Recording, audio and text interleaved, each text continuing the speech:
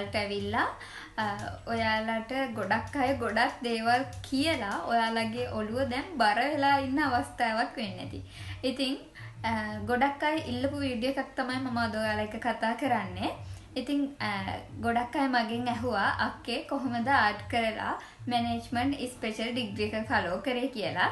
ඉතින් මම අද ඒ දෙත් මේ වීඩියෝ එකකින් කතා කරනවා. ඒ වගේම ඔයා A level කරේ මොන ස්ට්‍රීම් එකකින් වුණත් ඔයාගේ ෆියුචර් කැරියර් එක මේ වීඩියෝ එක බලලා ඔයා සම්පූර්ණයෙන්ම වෙනස් කරන්න හිතයි. ඉතින් මේ වගේ වටිනා වීඩියෝ බලන්න දිගටම මාත් එක්ක රැඳී ඉන්න කියලා මම ආදරෙන් මතක් කරනවා.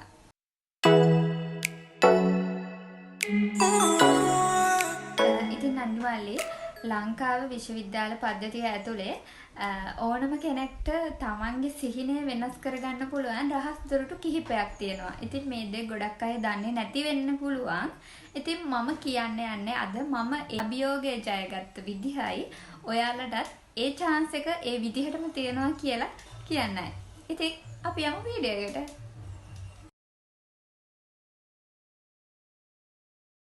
ඉතින් ලංකාවේ common intake කියලා ක්‍රමයක් තියෙනවා.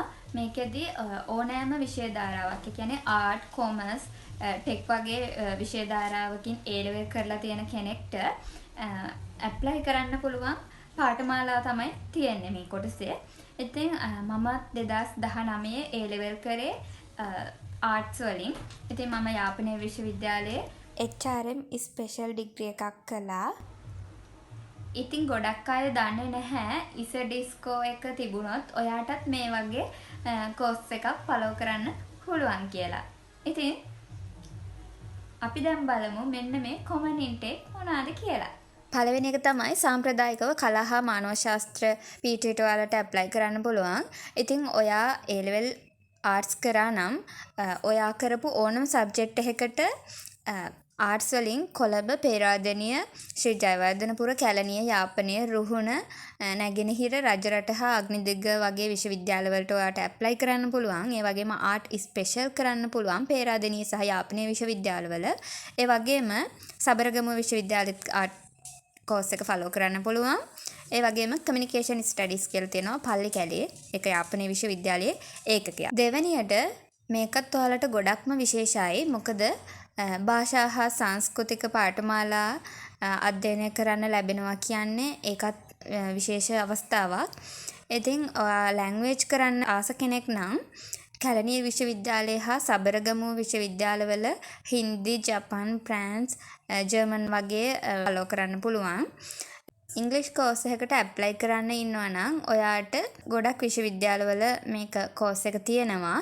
ඉතින් ඒකටත් සුදුසුකම් ඉල්ලලා තියෙනවා. සාමාන්‍යයෙන් O level result එක හා ඔයාගේ general English test එකේ result බලයි. ඒ වගේම පාලි හා බෞද්ධ අධ්‍යයනයේ කෝස් එක ෆලෝ කරන්න පුළුවන් ශ්‍රී ජයවර්ධනපුර විශ්වවිද්‍යාලය හා කැලණිය විශ්වවිද්‍යාලයේ. ඊළඟට කලා විෂය ධාරාවටම පමණක් සීමා වෙච්ච විශේෂිත පාඨමාලා තියෙනවා. කොළඹ විශ්වවිද්‍යාලයේ social work කියලා කෝස් එකක් තියෙනවා. ඒ වගේම කොළඹ සහ පේරාදෙණිය විශ්වවිද්‍යාලවල education කෝස් එක තියෙනවා. ඒ වගේම ඔයාලා guidance and counseling courses follow කරන්න ආසයි නම් පේරාදෙණිය විශ්වවිද්‍යාලයේ ඒ කෝස් එකටත් ඇප්ලයි කරන්න පුළුවන්. ඉතින් මෙන්න මේක ගොඩක්ම වැදගත්. මේක තමයි මමත් ෆලෝ කරේ.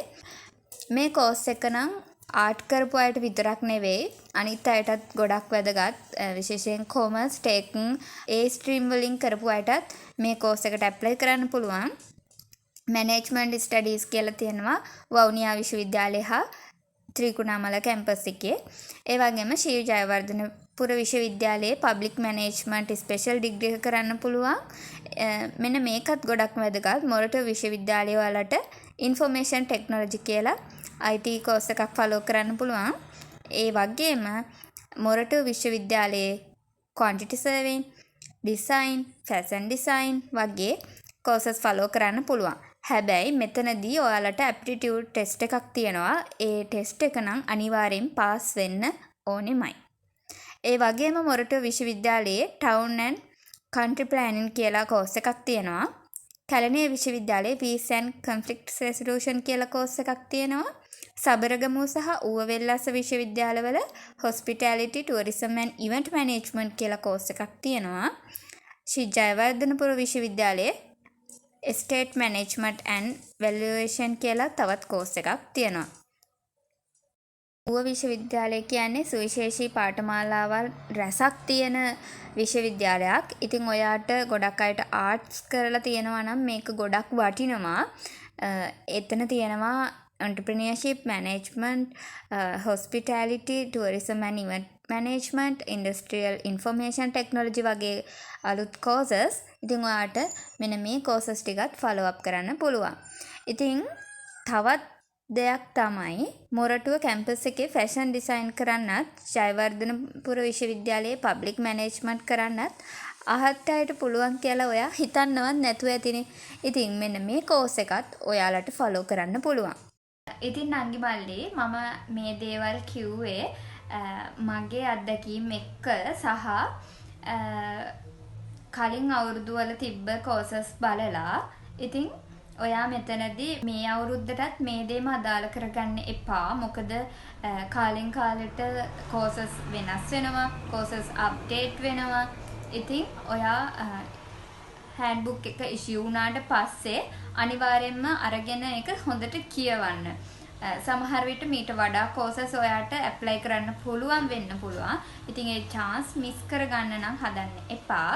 ඉතින් ඒ වගේම මට මෙතනදී කියන්න ඕනේ දැන් මම ආර්ට් කරපු ළමෙන්නේ. එතකොට මම බිස්නස් මැනේජ්මන්ට් ඩිග්‍රී එක ෆලෝ කරද්දී මට ෆස්ට් ඉයර් ඉඳලා සෙකන්ඩ් ඉයර් තර්ඩ් ඉයර් වෙනකම්ම කොමර්ස් සබ්ජෙක්ට් තමයි ෆලෝ කරන්න උනේ. ඉතින් ඒක ලේසි නැහැ. මොකද මම කැම්පස් එකට යද්දී මම කිව්වා කොමර්ස් සබ්ජෙක්ට් වල තියෙන හරවැර කියන්නේ මොකක්ද කියලාවත් මම දැනගෙන හිටියේ නැහැ.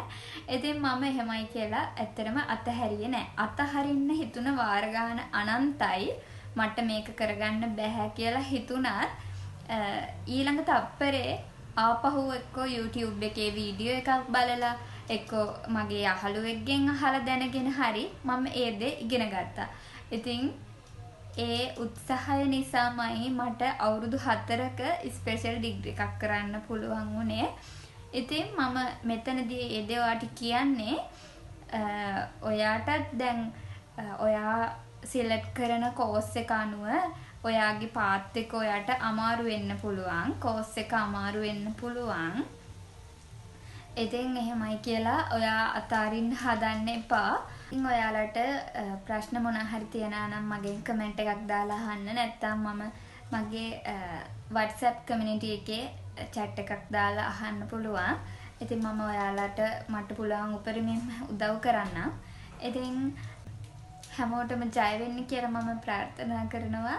ඉතින් තවත් මේ වගේ වීඩියෝ එකකින් නැවත හම්බ වෙනකන් සතුටින් පරිස්සමින් ඉන්න.